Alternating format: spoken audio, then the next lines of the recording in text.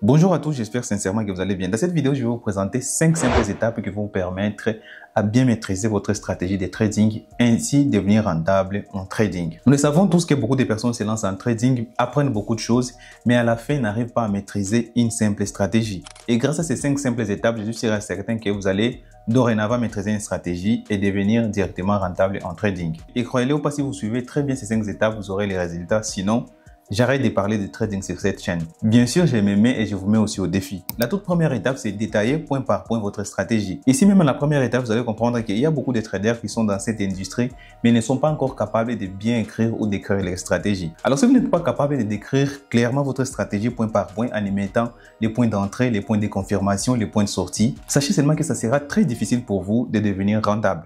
Parce que tout ce que nous faisons en trading, c'est d'abord la stratégie. Alors, vous pouvez être là en train de vous questionner, bon, toi qui es là depuis très longtemps, comment est-ce que tu décris ta stratégie? Alors moi, je vais vous montrer tout ça en pratique ici sur mon ordinateur. Au moins, nous devons être pragmatiques, n'est-ce pas? On est là sur mon ordinateur, là, vous pouvez observer beaucoup de lignes. Moi, je vais vous assurer que si vous êtes, par exemple, un membre de mon équipe, vous pouvez directement comprendre de quoi il s'agit. En jetant seulement une simple coup d'œil, vous allez directement comprendre ce que j'étais en train de faire sur les gold. En simple mot, ma stratégie consiste d'abord à regarder la tendance, d'où l'utilisation des lignes de tendance. Alors par exemple, nous sommes dans une tendance haussière de cette façon. Pour montrer alors à tout le monde que c'est une tendance haussière, même au trader débutant, d'où vient l'utilisation des lignes de tendance. Ici, il suffit seulement de tracer une ligne de tendance de cette façon et puis tracer une autre ligne de tendance de cette façon. Et là, nous voyons que nous sommes dans une tendance haussière. Alors, si je comprends déjà la tendance, pourquoi l'utilisation de lignes de tendance? Vous pouvez vous poser cette question. C'est tout simplement parce que dans les impulsions, corrections, il peut y avoir des sous-tendances, d'accord? Les simples niveaux qui vont m'intéresser sont les niveaux qui dépassent les niveaux précédents pour une tendance haussière et qui sont inférieurs par rapport au niveau précédent pour une tendance baissière. Alors, ici, c'est très simple. Les simples niveaux qui vont m'intéresser, il y a ces niveaux ici, il y a ces niveaux ici. Ça, c'est une autre explication, d'accord? Mais ce sont les niveaux qui vont m'intéresser. Par exemple, ces niveaux ici, ces niveaux ici, ces niveaux ici.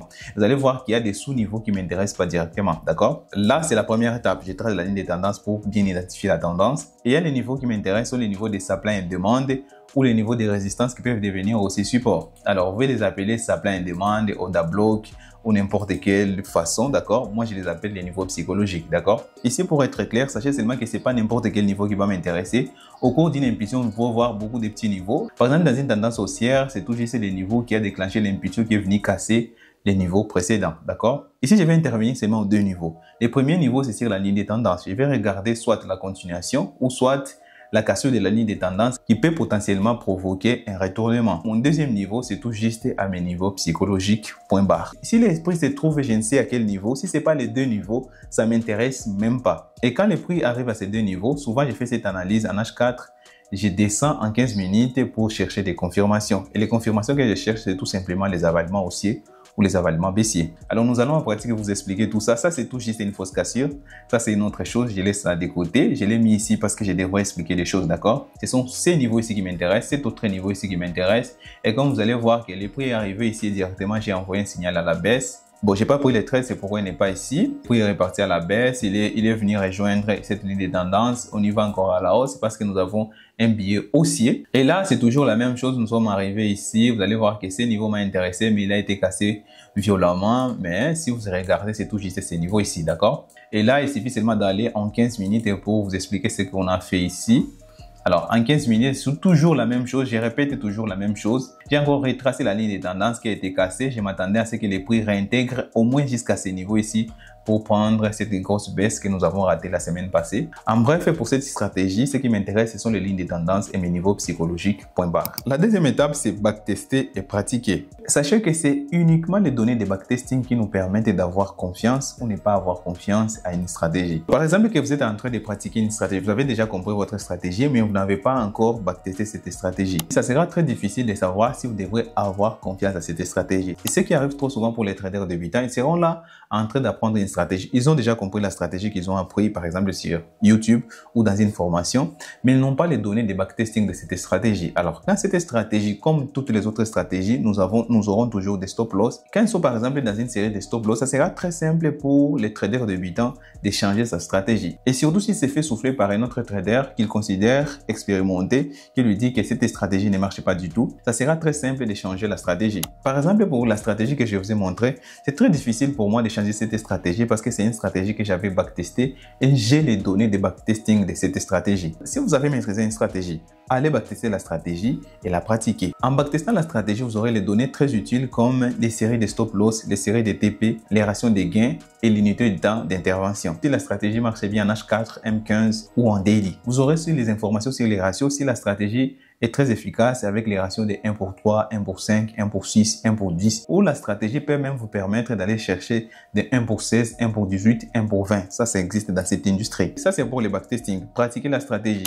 Pourquoi vous ne devez pas vous arrêter sur les backtesting et commencer à appliquer la stratégie sur un compte réel? C'est tout juste parce qu'il y a une légère différence entre les résultats du backtesting et quand vous êtes en train de pratiquer la stratégie sur un compte, même que ce soit sur un compte de démonstration, c'est comme si vous étiez en train de pratiquer la stratégie en réel. Il y aura toujours des légères différences, dont après avoir les identifiées, vous pouvez alors les ajuster. La troisième étape, ça sera la maîtrise de la gestion du risque. Vous avez déjà les données de backtesting, vous savez déjà que votre stratégie marche 5 fois sur 10. Et si vous ajustez un peu les ratios, vous pouvez aller chercher les 6 ou 7 fois sur 10. Ce sont les données qu'on a recueillies tout juste à la deuxième étape qui est le backtesting. À ce niveau, avec ces mêmes données, vous pouvez formuler votre money management. Les money management s'ajustent en fonction de la stratégie en question. Par exemple, si vous avez une stratégie où vous pouvez vous taper oui stop loss, d'accord? Oui, ça arrive, vous pouvez vous taper oui stop loss, mais c'est une stratégie dont les ratios est très grand. Ça veut dire qu'après avoir vous tapé oui stop loss, avec seulement un seul take profit, vous pouvez déjà couvrir tous les 8 pertes et terminer en positif. Si on parle alors en termes de pourcentage, avec les 8 pertes, vous avez perdu par exemple 8%. Mais la stratégie vous permet d'aller chercher les ratios des 16. Un seul TP peut vous permettre de récupérer 16%. En faisant la soustraction des 8% perdus, vous restez encore avec 8% en positif. D'accord? En ce moment, vous devrez ajuster votre money management en fonction des données recueillies lors du backtesting. Vous allez voir que la majorité des stratégies où on n'a pas beaucoup de stop loss, ce sont les stratégies qui donnent peu de rations. Et les stratégies qui donnent beaucoup plus de rations vous donnent aussi beaucoup plus de stop loss. Avec ces deux stratégies différentes, vous comprenez directement qu'il faut appliquer des différents money management ou gestion du risque. Avec ces informations, cela peut aussi conditionner vos dépôts. Vous allez comprendre que si je dépose par exemple 100 $ sur mon compte, avec cette stratégie, je ne peux pas dépasser les 5% des risques par position. Parce qu'avec la même stratégie, on peut aller jusqu'au 20 stop loss. Si vous risquez 5%, avec 20 stop loss, c'est tout juste un exemple, d'accord? Vous pouvez vous retrouver directement à zéro. Et le 21e trade, qui est le trade gagnant qui devrait normalement venir récupérer toutes les pertes accumulées. Avec les données de backtesting, vous allez comprendre qu'avec ce genre de stratégie, vous devrez et pas risquer les 5% par position, risquer au moins 4 à 3% pour vous laisser une période de pertes et ensuite une période de gains qui va venir récupérer toutes les pertes accumulées. Quatrième étape, passer directement en réel. Ça fait très beau d'avoir à bien expliquer sa stratégie clairement, point par point, d'avoir les données de backtesting, pratiquer la stratégie en compte démo. Mais sachez que dans tout ceci, il vous manque quelque chose de très important. Et c'est une chose qui fait la différence entre les traders gagnants et les traders perdants, c'est la gestion émotionnelle. Dans le backtesting, il n'y a pas des émotions. Sur un compte démo, il n'y a pas de vraies émotions. C'est seulement sur un compte réel que vous pouvez avoir de fortes émotions et étudier comment les gérer. Si c'est très simple pour vous en compte démo de laisser les trades courir jusqu'au ratio de 1 pour 8, sachez que si vous êtes en réel, ça peut être très compliqué. Et si vous ne déplacez pas les stop loss en compte démo, sachez qu'en compte réel, ça peut vous arriver d'avoir envie de déplacer votre stop loss. Tout ça sont des petites choses que vous ne pouvez pas apprendre théoriquement. Il faut vous lancer dans l'action, dans les feux du compte réel, pour avoir une très bonne gestion émotionnelle. Alors, je ne vais pas m'attarder ici. J'ai fait toute une vidéo sur les comptes démo et les comptes réels que vous pouvez directement trouver ici et je vais la mettre à la fin de cette vidéo. La cinquième et la dernière étape, c'est vous professionnaliser. Vous allez comprendre que c'est très important de vous professionnaliser parce qu'il y a des traders qui sont dans cette industrie, qui sont dans le trading il y a 1 année, 2 ans, 3 ans, mais ils sont toujours traders de 8 ans parce qu'ils ne se sont pas professionnalisés. Vous professionnaliser en pratique, c'est tout juste tenir les outils des traders. Les outils des traders les plus importants, c'est les journaux des trading. Les journaux de trading vont vous donner presque les mêmes informations que les backtesting, mais vous aurez un plus où vous pouvez ajouter vos émotions. En notant votre tempérament et la façon dont vous avez géré les trades va vous permettre de vous améliorer petit à petit.